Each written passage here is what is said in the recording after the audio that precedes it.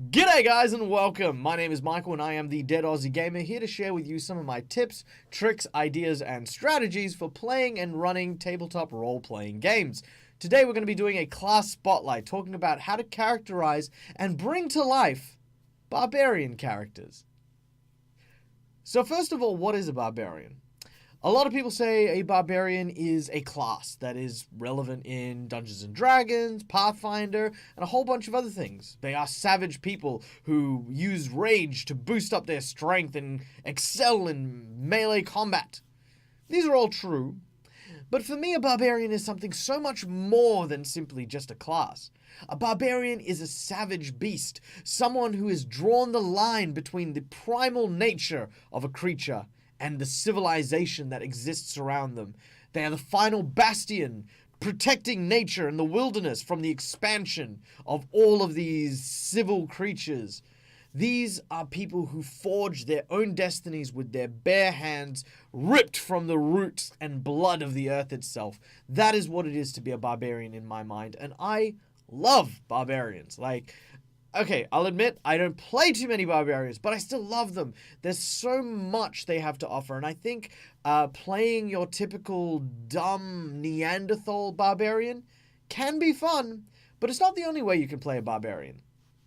So first of all, what type of barbarian can we play? Well, first of all, I think the typical Neanderthal barbarian needs to be spotlighted. I mean, playing a Neanderthal barbarian is very easy. You need to just simply be someone who is big, dumb, doesn't use big words, small sentences, and exist for the three fundamental things that people did when they were savages, which is you live to eat, you live to, well, you know,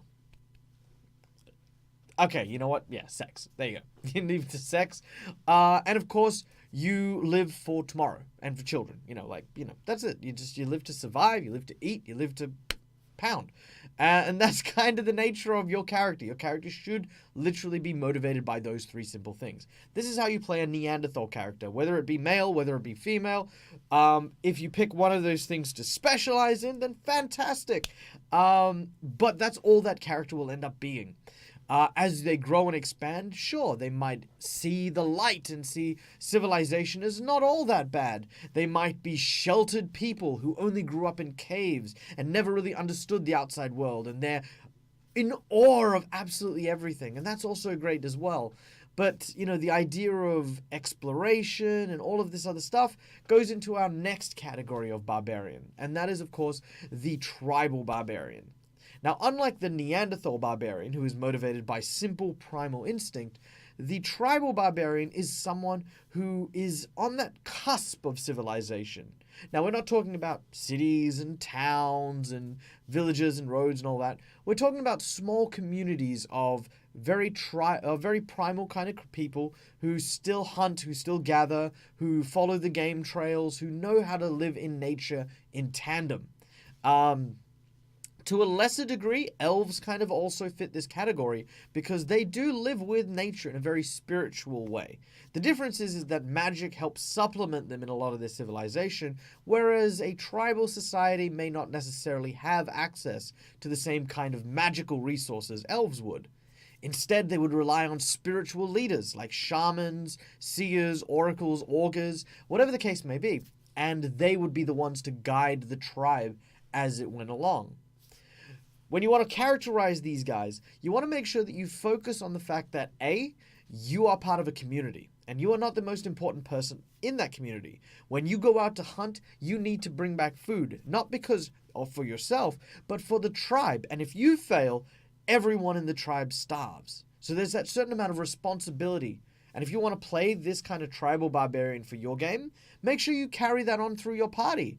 As you're in the group, remember, when you do something, you need to be able to do it with the group in mind. Yes, sure, be the person to charge into battle first. Absolutely. But don't be the one to sort of get everyone into trouble by picking a fight with the law.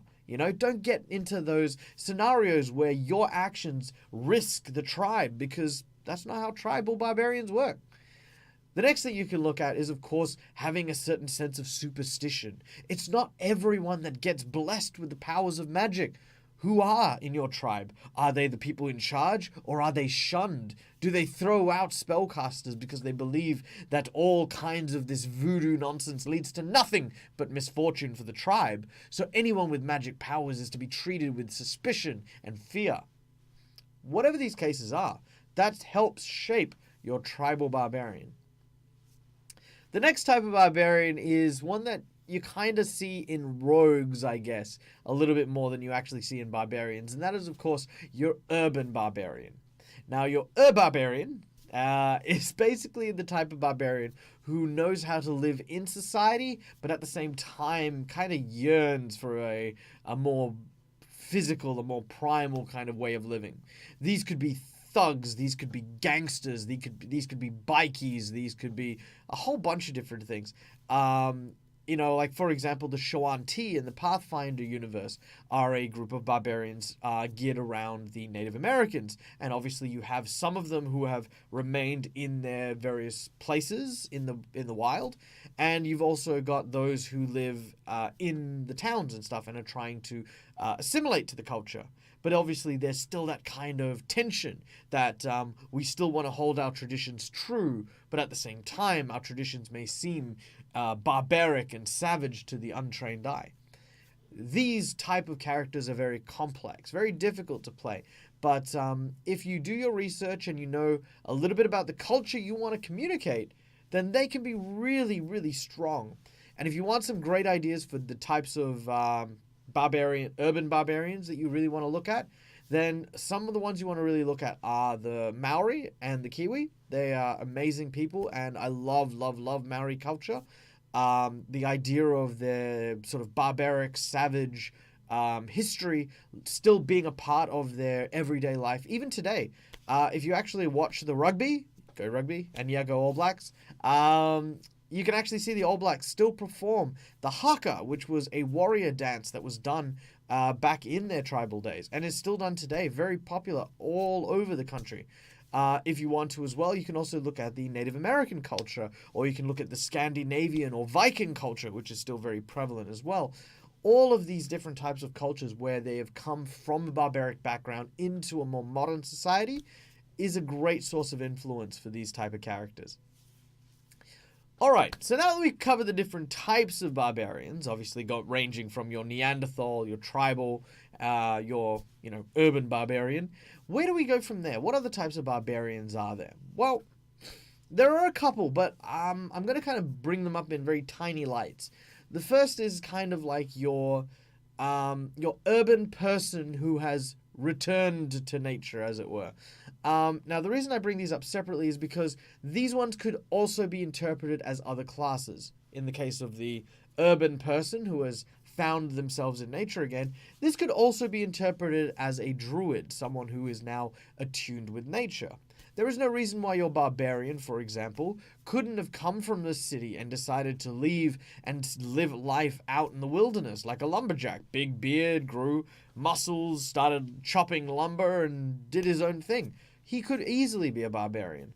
You could also see someone taking on the role of a barbarian even without taking on the class. So you could have a culture derived from a barbaric standpoint, but have tons of classes that fit into it, such as the Ulfen Vikings from the Pathfinder setting. And the Ulfen are all about, going around pillaging and ransacking and rampaging around. Angry people, basically, is what the Ulfen are. But yeah, so these two are kind of sub-barbarian types, mostly because, again, they can be other classes, not really barbarians. So we're not spotlighting them, but we are giving them an honorable mention. Now let's look at characterization. How do we bring to life these barbarians? Well, the first thing you want to know is the language you use. When portraying a barbarian character, it's always important to remember that everything you say needs to be purposeful. You need to make sure that everything you say isn't just waffling, because barbarians do not mince words. They do not sit there and put on airs and graces and, sort of chat and chat and chat and chat. They're simple people. They love the idea of being able to communicate exactly how they feel at any given time.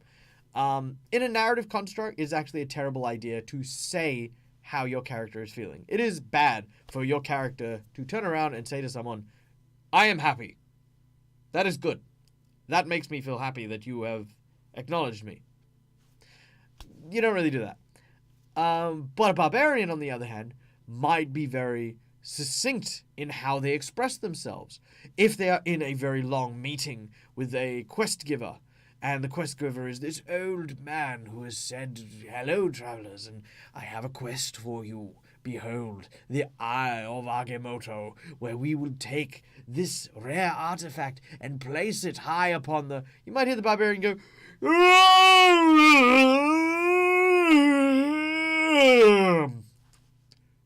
Are you done? That is barbaric. You know, that is simple, succinct. He is communicating precisely what he means, which is, I'm bored. Are we done? Simple, easy. Could be intimidating as well. If you say that to my face one more time, I'm going to put my fist straight through your skull. This could be, I mean, I said it very British, but you know, you could do that sort of thing. And that's even too many words. That's already too many words. It could be something along the lines of, speak again and I will end you. Maybe that's too many words, but you know, you can think about that. So playing a barbarian, small sentences, simple words, don't use big words. And if you do need to use big words, there is nothing that says you can't get those words wrong. I love it when barbarians take on that role and they end up saying words or trying to say words, but just wrong, you know? One of my favorite characters is a barbarian pugilist who is like, you know, sort of like a street boxer in a town called Corvosa. And one of the things I remember, I had this big sentence and he's like, all right, listen here, just because we ain't no sophisticated like you, don't mean you can come here and cross us. If you reckon you're going to throw down with us, we're going to take you, bend you over and snap you in half. All right? Now, half of that is just broken English, but that makes them seem uneducated, but not dumb, right? They've picked up on what this person's saying. They know you're trying to insult them. And yeah, just because they don't know any sophisticated words doesn't mean that they can't pick up on the language that you're using. It doesn't mean that they can't pick up on certain non-verbal communications, you know? You could have a very pretentious noble using very large and eloquent words, and a barbarian be like, oh yeah? Yeah? How's that sound when I bang this on your head? You know, like, that could be a very simple thing. The next thing is violence, okay? Now, when you decide to play a barbarian, you need to decide what level of violent your barbarian is. Now, not all barbarians need to hit the furthest scale of being violent. They do not need to look for a fight everywhere they go. You could even go as far as playing a pacifist barbarian. Someone who is filled with rage, who is trying to be peaceful and calm. I had a player play a baker who was basically barred from the Bakers Union because he used to basically take his rolling pin out and start smacking people around. So that was kind of one of those things. So playing a character who sort of walks around and goes, okay, calm, orcs, okay, no problem, you can handle orcs. I'll just pull out my, okay, there's three orcs. Look, if you hit me one more time, I just need a moment. Shut up! I will bake you into pies! You know, that. You can do all sorts of different things. Barbarians aren't always in a state of violence and rage. They build up to it, and you can build up to it. I mean, sure, you can play a very intimidating character, and that intimidating character could lead into being a violent character. The next bit is intimidation, and I want to point this out. You do not need to be loud, brash, you don't need to swear in order to be intimidating. One of the most intimidating things I've ever heard anyone say was actually one of my teachers growing up. And he didn't yell at me. He didn't scream. He didn't shout. And I don't know if you could tell this, but I was a very loudmouth kid. So my teacher literally whispered to me, Michael, get out. And that was it. Just super slow, super quiet. And he just said, Michael, get out. And I was like, ooh, okay, I'm leaving. And, I won't tell you what I did, but that's a thing for another day. If you want, ask in the comments below. Maybe I'll tell you. So yeah, it was scary. It was terrifying. And that's the thing, is to be scary and terrifying, you do not need to say anything. You could easily just intimidate people by standing around, by being who you are. Actually, a great story for this. I was playing a Trox Hell Knight. For those of you who play Dungeons and Dragons, that is the equivalent of an Umber Hulk, kind of like an anti-paladin, I guess. An Umber Hulk blackguard, basically. And my job was basically to go around and stop chaos. Anywhere there was lawlessness or anything like that, it was my job to stop people. Now, I know that's kind of not really the Barbarian style, but we're talking about intimidation here, so I just want to kind of break on the Barbarian thing and talk about my Paladin, which is kind of the spectral opposite of the Barbarian, but, we'll get back to the Barbarian. And anyway, so intimidating this person, we were at a courthouse, and there was this court proceeding, and there was this riot happening outside, and people didn't like the proceedings as they were going on, and we were supposed to be representing the criminal, and everyone thought he was guilty, but no one wanted to go through due process, blah, blah, blah, blah, blah. Anyway, my character, this huge 8-foot-tall giant in spiked black armor, was basically standing out the front of this courthouse when someone threw a alchemical flask of fire at me, and it just engulfed his head, and I took 6 damage. And at the time, I think we were like level 8 or 9, so we had a fair few hit points. And as soon as this thing hit me, everyone in my party then ran up to these people. 2 guys arrested him straight away, and everyone's like, whoa, okay, listen, calm down, buddy, calm down, listen, okay, we don't need to freak out, okay, they didn't mean it, they didn't, guys, okay, you need to disperse now, okay, everyone just run, just go and see your family, no one needs to be here right now, oh my god, and yeah, they did, they turned and ran, and I was just sitting there going, I took like 6 damage, I'm cool, they didn't get past me. My mission was don't let them get past.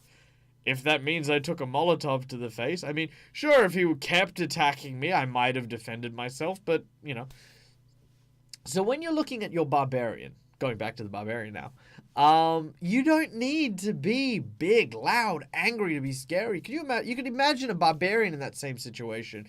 Big, rippling muscles, tattoos, the Pathfinder classic woman over here. I mean, look at her. She's awesome. She looks tough. And imagine throwing a Molotov cocktail at that and just thinking, she's still okay. Yeah, she's still standing. She's glaring at you. Oh, no, I'm good. I'm going to leave. I'm going to run.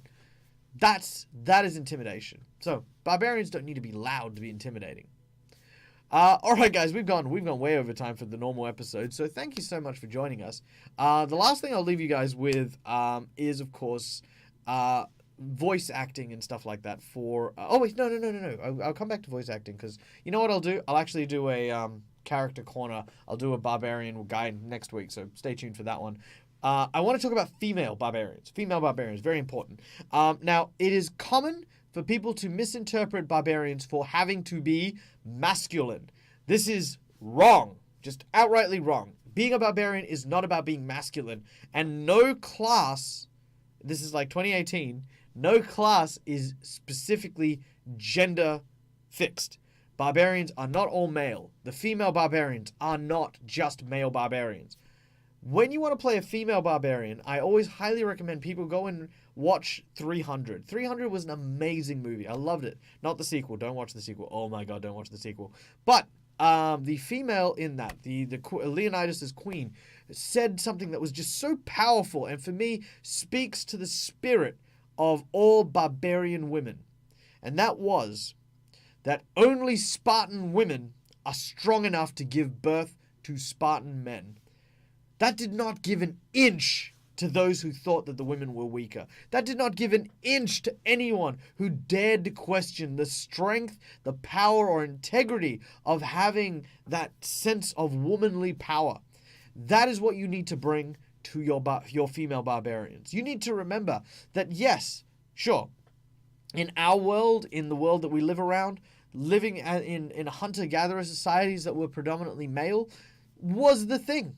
This is a fantasy world. This is a world where whatever you imagine can come to pass. And if you have female barbarians, look at the Amazons. Look at the Spartan women. Look at all of these amazing people in history who shaped the idea that women could be these incredibly mighty, strong, powerful, but still feminine characters. That's what you want to bring to the table. Do not just make barbarians masculine, please.